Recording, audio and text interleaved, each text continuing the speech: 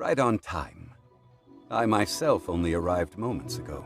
Did you enjoy your visit to the Jade Chamber? It was so big and pretty and expensive. Paimon's never seen such a fancy-schmancy place before. Indeed. It's second to none in all of Liyue. Then you met with Ningguang, I trust? What did you talk about with her? She's super rich and so generous. Paimon... Yeah, her take on Ningguang is quite different from Paimon's. She thinks that even the tactless Yuheng is more trustworthy than her. Oh, so you also met with Keqing then? What did she have to say? She said the time of the Adepti has long passed. If even the Liyue Qixing don't want to face that truth, then what future is there for Liyue? No respect for the divine. Indeed, contrary to the ever-bold Keqing, Ningguang is more of a businesswoman at heart. Though they are both members of the Qixing. Although she's friendly, there's no way of clearly discerning her true intentions. Yes, she has only relied on herself to rise to her current position. No ordinary person could ever achieve that. It's said that she's the one behind the constant expansion of the Jade Chamber. It's the second most important thing to her. Even if she ever gave up the position of Tianquan, she would never give up the Jade Chamber. The Jade Chamber is only second.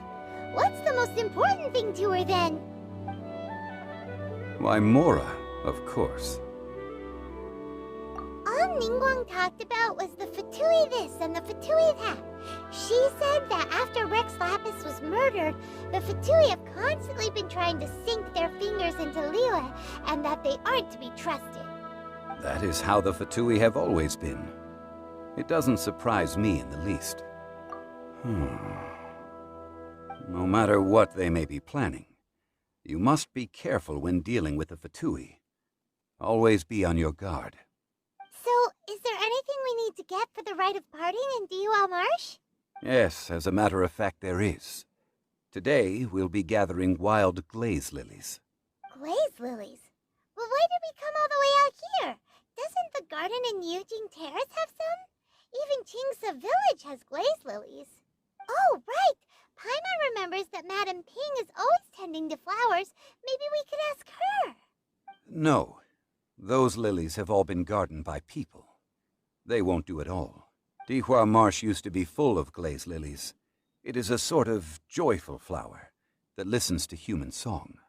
Before the Archon War, Dihua Marsh was all dry land and fertile soil. But the war caused landslides, and the land was flooded, turning it into the marsh you see now. Nearly all the glaze lilies were wiped out. Of course, there are some kinds of flowers that have been preserved and gardened by people in the city.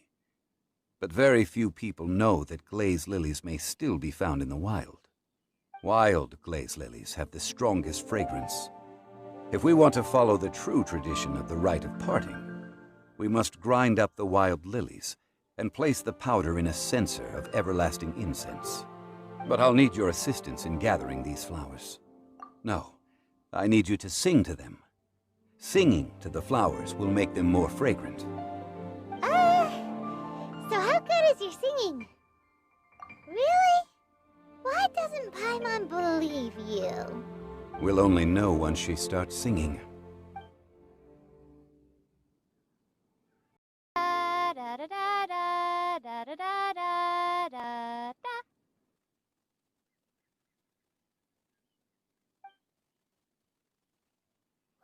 What happened?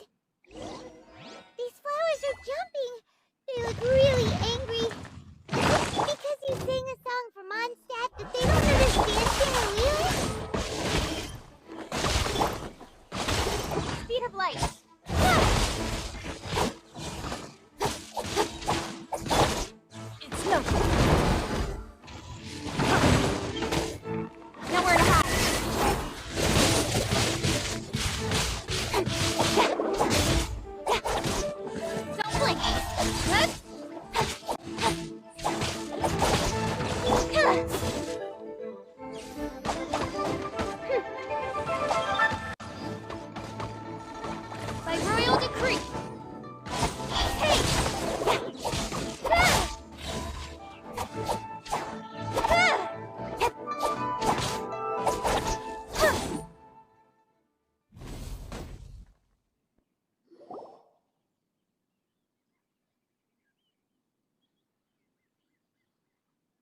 Those weren't glaze lilies. Glaze lilies wouldn't hit people. This little monster is known as a whopper flower. Strange. These petals look interesting. The glaze lilies used as a disguise were buried with the whopper flower for too long. The result seems to have surprisingly potent medicinal value. Let's collect what we can of these petals. Well, that's nice and all, but will those petals be useful for the rite of parting? Unfortunately, no. That's so lame. Excuse me. Are you searching for glaze lilies? Oh, hey, it's... What's-her-face? Hello, traveler. I'm surprised you still remember my name. Ah, that reminds me. How was your visit to the Jade Chamber? Well, it sure would have been better if you told us how to get up there. Didn't I tell you the way?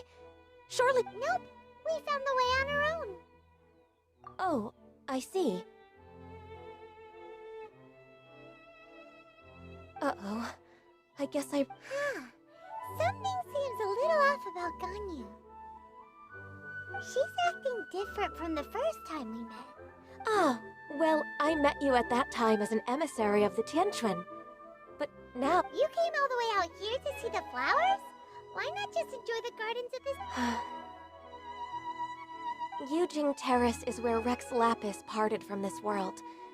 If I strolled through those lonely gardens now, I wouldn't be able to bear it. Whenever my duties take me near Yujing Terrace these days, I draw the windows to block my view of the garden. Oh, sorry. We shouldn't have brought it up. No, it's quite all right. I just haven't processed my emotions yet. When the Archon War came to its end 2,000 years ago, the first iteration of the Seven would gather in Liyue and drink with Rex Lapis. But 5 of those original 7 had already passed before Rex Lapis. It's truly a changing of the guard. Yes. Now that the spirit of Rex Lapis has returned to the heavens, only Barbados of Mondstadt remains of the first 7. The other 5, including Inazuma's Raiden Shogun, are no longer the same friends from 2,000 years ago. Of the current 7 Archons, the youngest is Sumeru's god of Dendro. He is merely 500 years old, whereas Rex Lapis was more than 6,000 years old at the time of his passing. This means that Liyue had been under Rex Lapis's rule from the moment it was first founded 3,700 years ago. The city has never had to bid farewell to its deity. So what do you think of this farewell? Huh? This is a little sudden. As a mortal, I've never dared to imagine a Liyue without Rex Lapis. But as an Adeptus, I think I will eventually come to grips with reality. Since Rex Lapis has passed, the time of Liyue's contract with the gods and Adepti has now reached its end. Huh? Did you just say, as an Adeptus? Yes, I am a mix of human and Chilean. Adeptus blood flows through my veins. I fought for Rex Lapis and the city of Liyue during the Archon War. After the war ended, I signed a contract with Rex Lapis and took the position as secretary for the Qixing. I've continued those duties to this very day. Well, let's save that conversation for another day. You say that you are here looking for glaze lilies? I also know where wild glaze lilies can be found. See, I've just picked one myself. Here, you may have it if you wish. We dare not refuse it. Oh, so did you sing a song before you picked the lily? Indeed, I did. I know this tradition well. In fact, I sang a local Liyue ballad to it. Wow, so you really know your stuff, too. Thanks, Ganyu. No, it is you who I should be thanking. If not for this chance meeting, I never thought that I would be able to contribute to the upcoming farewell for our ancient lord. If you would excuse me, I should return to my work now. Good luck. And that just about does it. Our preparations for the rite of parting are mostly finished. Given the ease of picking glaze lilies, I think this was a fitting end to our tasks, in more ways than one. Yeah, Paimon can already imagine him starting a business in Liyue. I've had enough ventures in my life already. Beginning a new undertaking is always difficult at first, and requires no small amount of effort. And once business is at full steam, the stress of it all only wears away at you over time, so you must be careful to take the time to step back and re-examine yourself. If left unchecked, the wear and tear on your heart may go well past mending. Wow. See? Zhong Li sounds like he's already seen it all. Alright, I think it's about time we head back to Liyue Harbor now.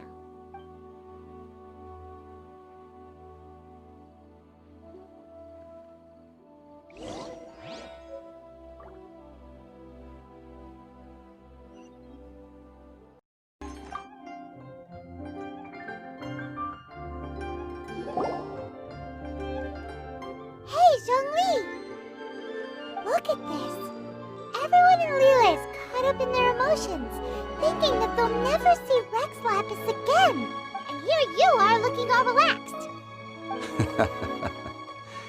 Why would I not feel more at ease after laying down the burden I have borne for 3,700 years?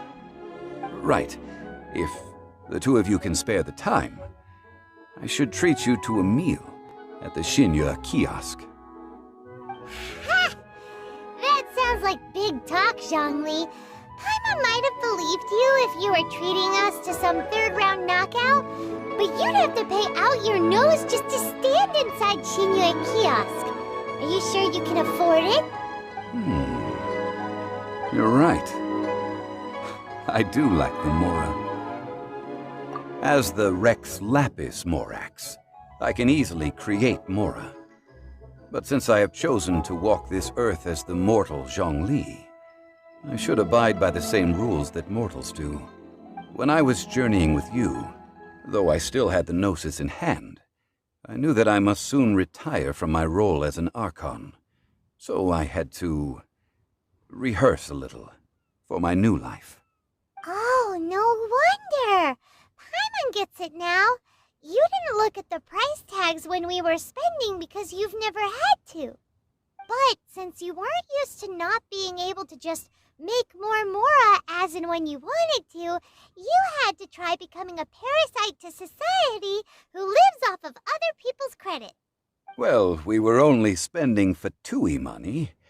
You don't have to say it like that.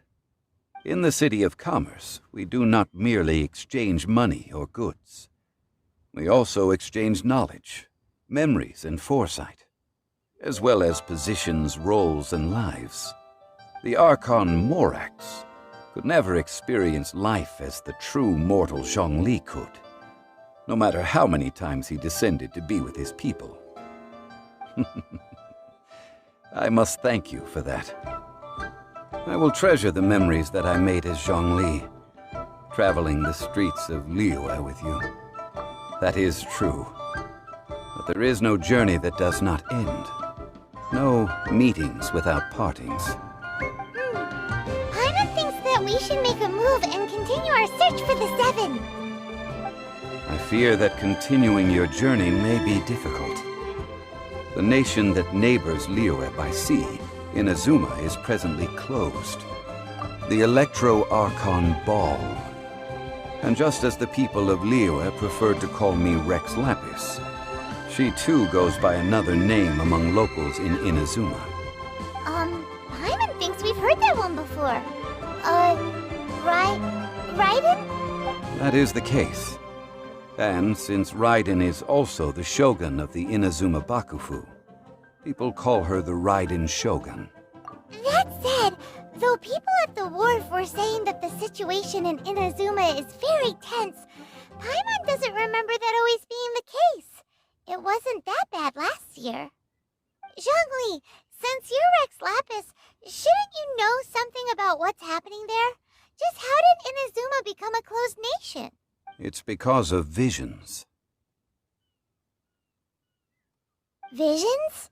When faced with circumstances beyond their control, humans often bemoan their lack of power. But if a person shows true strength of will at a desperate and fateful moment in their life, the gods will look upon them with favor. This is what visions are. Magical foci bestowed upon those who have been acknowledged by the gods. Uh-huh. That's how people in Teyvat see it.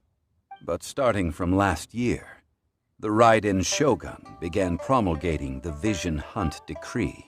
Vision Hunt Decree? Yes. It was an order to seize all visions within Inazuma's borders, and to inlay them upon the hands of a statue of the thousand-armed, hundred-eyed god. They want to seize visions. But why? Aren't visions blessings from the gods? I should think that in the Raiden Shogun's eyes, it is precisely because they are divine blessings that they should be under the sole dominion of divinity. Whoa, that's harsh. The Anemo Archon is the god of freedom, and the Geo Archon is the god of contracts. For her part, the Raiden Shogun is the god of eternity. It seems as though she has finally decided to eliminate any unstable elements that could pose a threat to her eternal realm. The fact that even I, the oldest of the seven, have now passed away will only strengthen her resolve to pursue eternity. Knowing her, she must have again quoted that adage she is most fond of when proclaiming that decree to her people. 7 ideals for 7 gods, and of these, eternity is nearest unto heaven. All right then.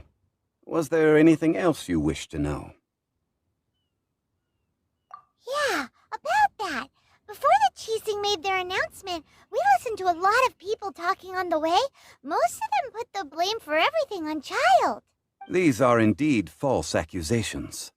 But it remains undeniably true that Child did send people to the Jade Chamber to prevent the Adepti and the Qixing from defeating the ancient god. I've heard that Ningguang is busy milking that for all it's worth on the foreign relations front at the moment, browbeating the envoys of the Fatui. Ha! Those poor Snezhnayan diplomats. If it were not for Child's exalted position as a harbinger, I'm certain that they would have shifted all the blame to him and called for his dismissal by now. All right then. Was there anything else you wish to know? Ah, that was a good one. Failing a divine trial. How they came up with that excuse, I will never know. That said, the reason why the Qixing were so eager to resolve the incident and stop pursuing the culprit was indeed because they received news in secret that Rex Lapis was not dead. I hinted as much to the Adepti as well. How did I accomplish that, you ask? Have you ever heard of this particularly convenient Adepti art known as gifting dreams and visions? All right then. Was there anything else you wish to know? The time of the Adepti has long passed. If even the Liyue Qixing don't want to face that truth, then what future is there for Liyue? Kuching is absolutely right in saying this.